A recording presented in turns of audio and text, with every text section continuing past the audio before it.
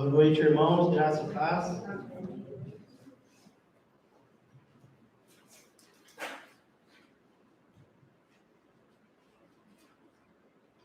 O tema da ministração do louvor: se prepare para a chuva.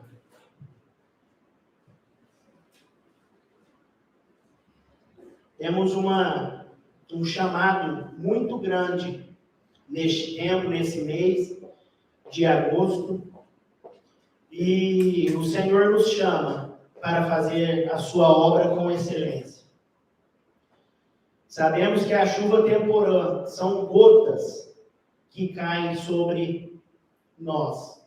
Que nesta noite possamos pedir que o Senhor abra a janela do céu sobre a nossa vida.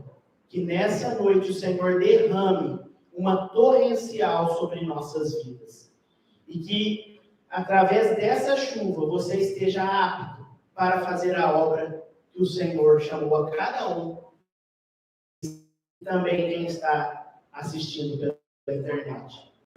Para fazermos essa obra, precisamos de uma coisa muito importante, que se chama amor. Amor pela vida das pessoas que estão perdidas. Que o Senhor possa nos transbordar com esse amor genuíno, verdadeiro. Eu convido os irmãos a abrir em Mateus capítulo 22. A página é a 1091.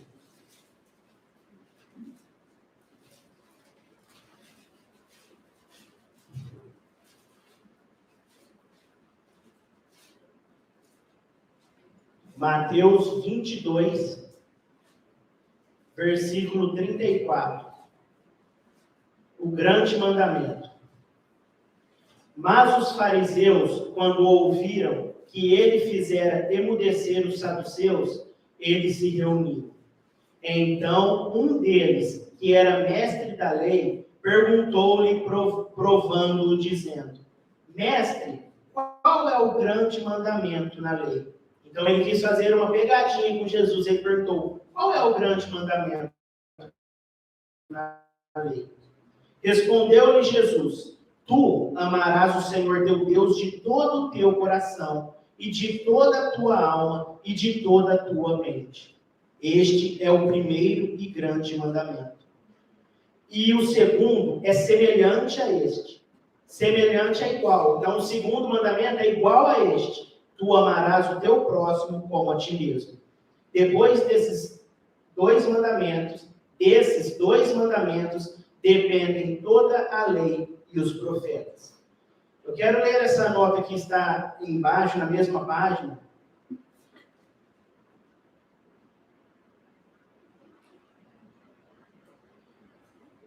Completos em Cristo. A lei de Deus exige que o homem ame a Deus supremamente e a seu próximo como a si mesmo.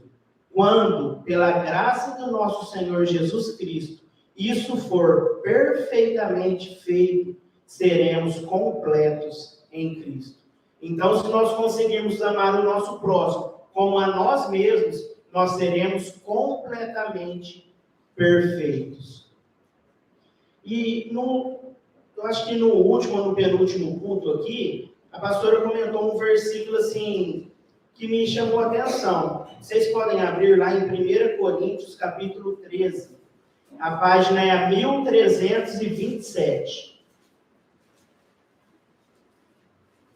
Porque nós já conhecemos essa parte que fala de amor em Coríntios, só que é muito profundo o que Paulo fala ao povo de Corinto e o que o Senhor quer falar nessa noite. Página 1327. A caridade. Fala assim: ainda que eu falasse a língua dos homens e dos anjos e não tivesse caridade, eu me tornaria como bronze, ressoante ou um símbolo tilintante. Ele seria como um sino que fica batendo, batendo, batendo e não sai daquilo. 2. e ainda que eu tivesse o dom de profecia, que é um grande dom diante de Deus, e entendesse todos os mistérios e todo o conhecimento, e ainda que eu tivesse toda a fé, de tal maneira que eu pudesse remover os montes e não tivesse caridade, eu nada seria. Se você tivesse uma fé tão grande que você transportasse os montes de lá para cá, se você não tivesse amor, não serviria para nada. 3.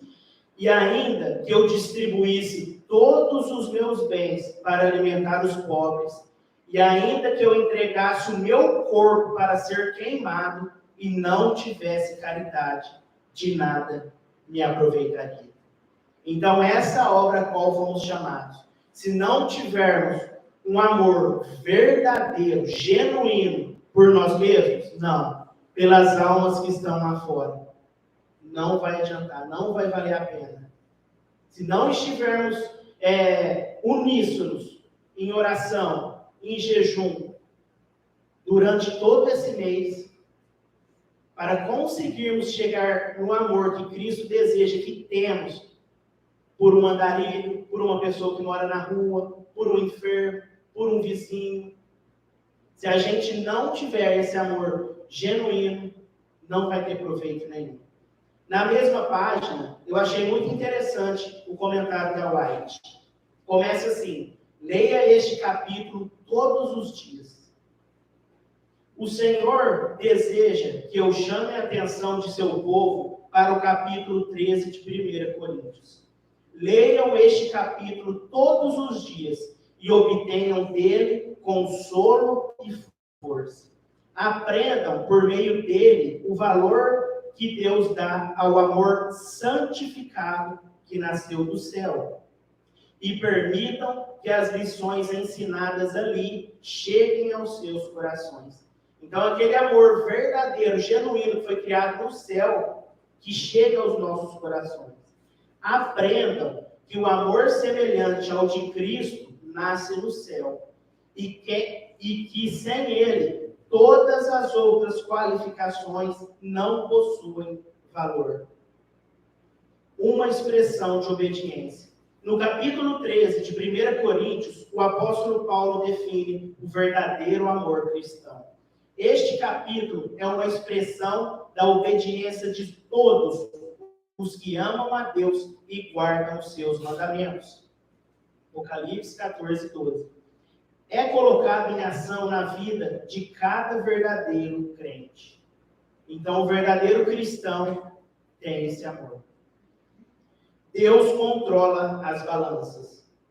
Não é o eloquente orador, o aguçado intelecto que tem valor para Deus.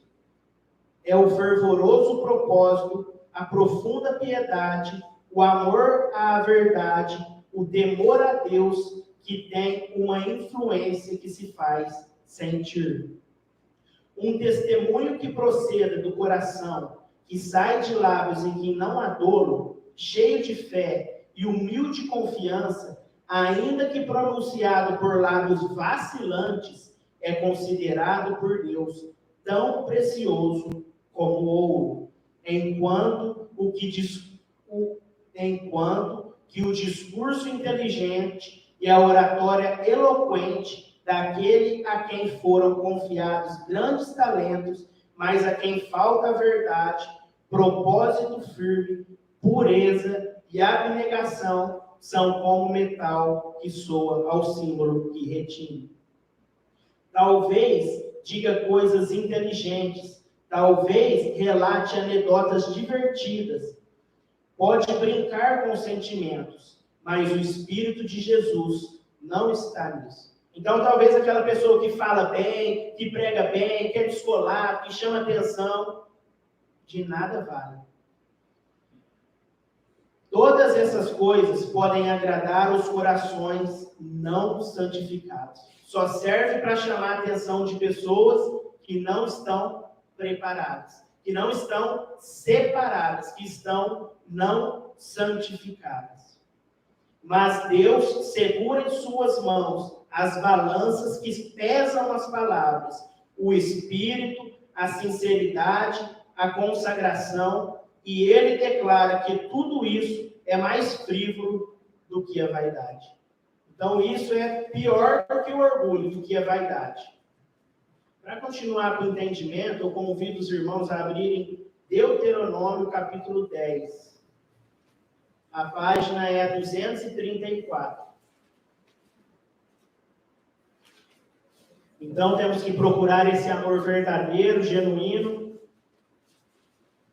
para conseguirmos falar as mensagens que temos para este tempo. Deuteronômio, capítulo 10, versículo 17. Exortação ao temor do Senhor. Com o entendimento do amor verdadeiro e genuíno que buscamos. Porque o Senhor, vosso Deus, é Deus dos deuses e Senhor dos senhores. Um grande Deus, poderoso e terrível, que não faz acepção de pessoas. Então, ele não faz acepção das pessoas que estão lá fora ou aqui dentro. Nem aceita recompensas. Ele faz justiça ao órfão e à viúva, e ama o estrangeiro, dando-lhe alimento e vestes. 19. Portanto, amai o estrangeiro. Quando eu li essa palavra, minha mente fez assim. Amai o estrangeiro, amai as pessoas que estão lá fora. Eu fiz uma pesquisa rápida hoje, e é aproximadamente 900 mil pessoas que vão vir para a cidade de Barretos. Mais 120 mil, 130 mil habitantes que tem aqui, dá mais de 1 milhão de pessoas. E o Senhor é tão misericordioso para com essa igreja, mas tão misericordioso, que nós não precisamos gastar em viagens missionárias, não precisamos gastar o nosso dinheiro, o dinheiro da igreja para viajar, não. Ele traz todo esse povo aqui. O próprio Senhor traz aproximadamente 1 milhão de pessoas na cidade de Barretos. Busque por esse amor genuíno, esse amor verdadeiro. 19. Portanto, amai o estrangeiro. Amai o amor como a si mesmo. Amai o próximo, amai os perdidos, pois fostes estrangeiros na terra do Egito, no Egito. Porque você também já esteve lá na festa. Você também esteve no mundo. E quando você chegou na igreja, estava tudo preparado. Tinha cadeira para você sentar, tinha uma palavra, tinha energia. O Senhor cuidou de nós. Porque nós também já fomos em outro tempo trevas. Só que agora temos que ser luz. 20. Temerás ao Senhor teu Deus, a Ele servirás, e a Ele te apegarás, e jurarás pelo teu nome. Ele é o teu louvor, e Ele é o teu Deus, que fez por ti essas coisas grandes e terríveis, que os teus olhos viram. Então o Senhor, uma hora, em algum momento de nossas vidas, Ele nos chamou, e aqui estamos. Foi uma obra maravilhosa, irmãos. Uns tirou da macumba, outros da prostituição, outros do homossexualismo, outros das bebidas, dos diversos pecados o Senhor os resgatou. Quanta misericórdia. Continuando, no capítulo 11, versículo 8. Portanto, guardarei todos os mandamentos que eu vos ordeno hoje. O Senhor tem nos falado hoje. Para que possais ser fortes e ir e possuir a terra para onde vais. Para possuí-la. Então o Senhor está nos dando uma vitória que nós vamos possuir a cidade de Barretos. Porque o Senhor nos deu essa terra para nós possuir, para nós evangelizar, para nós servir ao Senhor no nome dele. 9. E para que prolongueis os vossos dias na terra, que o Senhor jurou aos vossos pais que lhes daria, e à sua semente uma terra que mana leite e mel. Porque a terra para onde vais, esta cidade, para possuí-la, não é como a terra do Egito, de onde saístes, onde semeavas a tua semente e a regava com teus pés como um jardim de ervas. Mas a terra para onde vais, para possuí-la, é uma terra de colinas e vales, e bebe a água das chuvas dos céus, uma terra que o Senhor, teu Deus, cuida. O Senhor tem um apreço por essa cidade. Porque senão ele não faria uma obra tão grande como essa, irmãos. Precisamos entender isso. O Senhor não enviaria 1 milhão de pessoas para quê? Se não tivesse mensagens tão poderosas para ir de encontro com esse povo que vai vir. Nós vamos saber realmente o resultado dessa evangelização é só nos céus. Quando a pastora colocou o vídeo daquela moça, meu coração se encheu de alegria, porque eu também sou fruto de um outdoor. Um dia eu vi um outdoor quando eu estava desviado dos caminhos do Senhor e falou tremendamente comigo, poderosamente comigo. É poderosa a mensagem, irmãos. O Senhor nos pede, jejue e ora. Que é o quê? O que nós podemos fazer. Porque o impossível, que é acessar o coração e a mente das pessoas, é com Ele. O nosso trabalho é o quê? Orar, jejuar, dar as ofertas e os dízimos para termos os recursos para pagar, mas a parte principal é com Ele. 12. Uma terra que o Senhor teu Deus cuida. Os olhos do Senhor teu Deus estão sobre ela, desde o começo do ano até o fim do ano. O Senhor não tira os olhos desta cidade. O Senhor, desde o começo do ano até o final do ano, Ele olha para essa cidade, Ele olha para essa igreja, para esse luzeiro. Não foi à toa que Ele escolheu esse pequenino. Ainda no final de semana lembramos o quão misericordioso, não sei quantos lembram, acho que todos, uma pedra memorial grandíssima.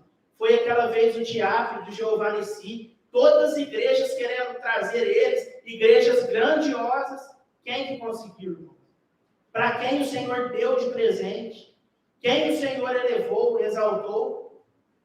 É tempo de nos humilharmos, porque no tempo do Senhor, Ele nos exaltará. 13. E acontecerá que, se ouvirdes diligentemente os meus mandamentos, que vos ordeno hoje, que ameis ao Senhor vosso Deus, e que o sirvais com todo o vosso coração, e com toda a vossa alma, agora vem a promessa, que vos darei a chuva da vossa terra, na sua devida estação, no seu devido tempo, na chuva temporã, na chuva serôdia, para que possas colher o teu grão, o teu vinho e o teu azeite. E que o Senhor ministrou no meu coração aqui foi o seguinte, que vos darei a chuva da vossa terra, no seu devido tempo, as gotas agora da chuva temporã, a chuva serôdia, que é a colheita final, para que possa, essa palavra colher, troque ela por evangelizar, para que você possa evangelizar o teu grão, o teu outdoor, o teu vinho, as tuas placas e o teu azeite, os teus livros. O Senhor nos garante. E enviarei grano aos teus campos para o teu gado, para que comas e te sacies. Então o Senhor vai dar alimento e as pessoas vão receber. Aquela que tiver com o coração aberto, ela vai ser saciada. Ela vai ser convertida, ela vai ser alertada. 16. Tem uma condição, irmãos. Cuidai para que vosso coração não seja enganado. E não vos desvieis e sirvais a outros deuses e os adoreis. E então a ira do Senhor se acenderá contra vós, e ele fechará os céus, para que não haja chuva, e a terra não dê seu fruto, para que não pereçais rapidamente na boa terra, nessa cidade que o Senhor vos deu.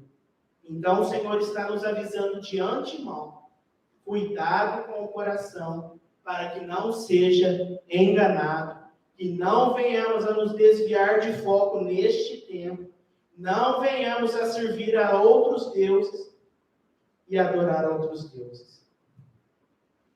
Convido os irmãos a abrir a Bíblia em João capítulo 20. A página é 1231.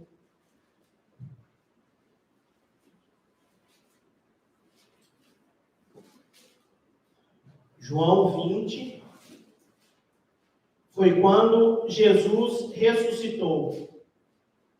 Ele ressuscitou e foi encontrar com seus discípulos. João 20, versículo 19. Jesus aparece aos seus discípulos. Podemos mudar: Jesus na igreja, amor de Cristo. 19.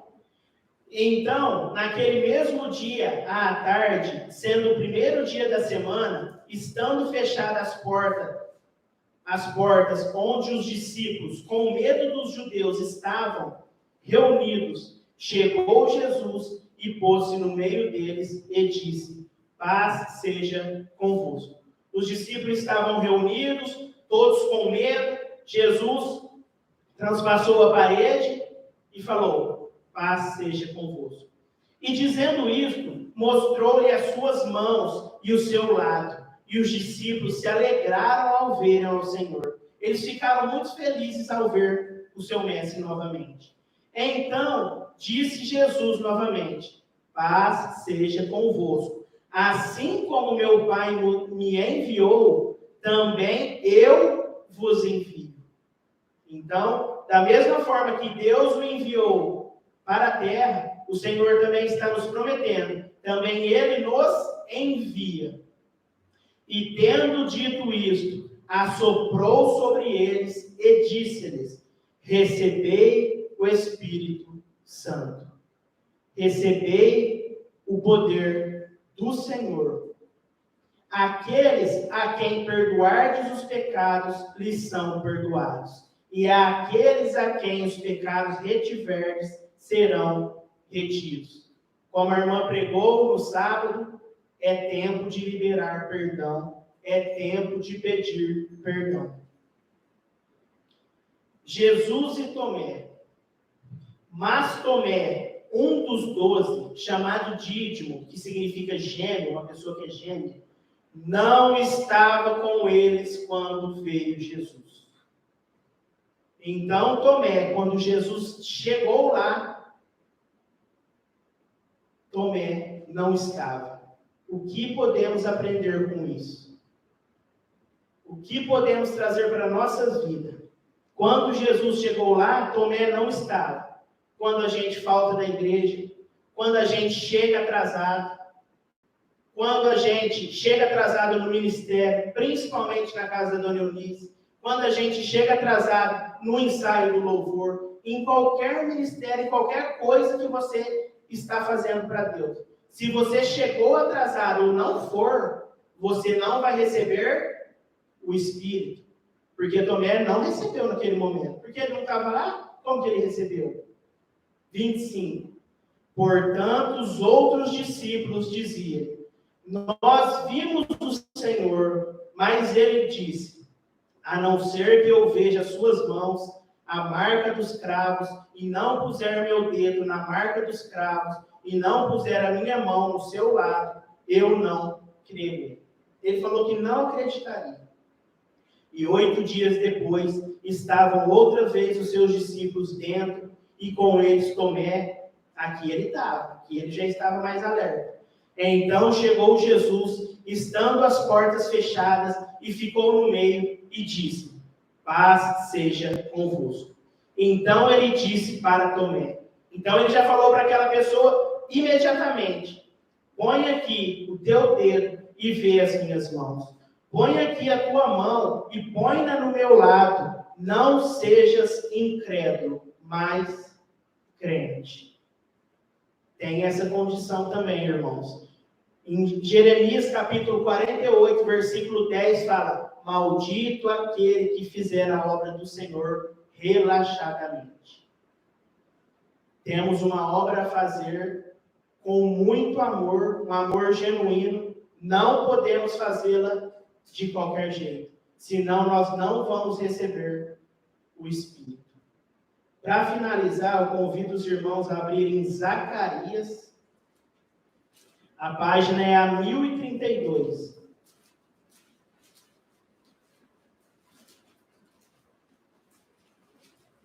Depois de Ageu, Zacarias, capítulo 10.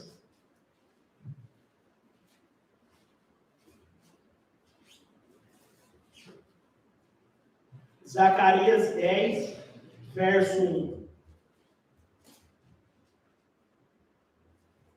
Pedi ao Senhor chuva no tempo da chuva serôdia. Então o Senhor fará nuvens claras e dar-lhes-á chuvas abundantes a cada grama do campo. O Senhor nos promete chuvas abundantes a cada um de nós. Na coluna do meio, 10:1, as chuvas temporã e serôdia. Sob a figura das chuvas temporã e serôdia, que caem nas terras orientais ao tempo da semeadura e da colheita, os profetas hebreus predisseram a dotação da graça espiritual em medida extraordinária à Igreja de Deus. O derramamento do Espírito nos dias dos apóstolos foi o começo da primeira chuva, a temporã, e glorioso foi o resultado. Até o fim do tempo, a presença do Espírito deve ser encontrada com a verdadeira igreja. Vou ler novamente. Até o fim do tempo, a presença do Espírito deve ser encontrada com a igreja verdadeira. Ao avizinhar-se o fim da ceifa da terra, uma especial concessão de graça espiritual é prometida a fim de preparar a igreja para a vinda do Filho do Homem. O Senhor, nesse tempo, ele promete chuvas abundantes. Esse derramamento do Espírito é comparado com a queda da chuva serôdia. E é por esse poder adicional que os cristãos devem fazer as suas petições ao Senhor da Seara no tempo da chuva serôdia. Em resposta, o Senhor fará nuvens claras e dar-lhes-á chuvas abundantes. Nesse primeiro louvor que vamos louvar agora, se chama o som da chuva. E ele fala assim: a promessa não demora para se cumprir. Não se cansa tua igreja de pedir. É tempo de pedir, de clamar por esse poder especial sobre nossas vidas. Que Deus abençoe. Em nome de Jesus.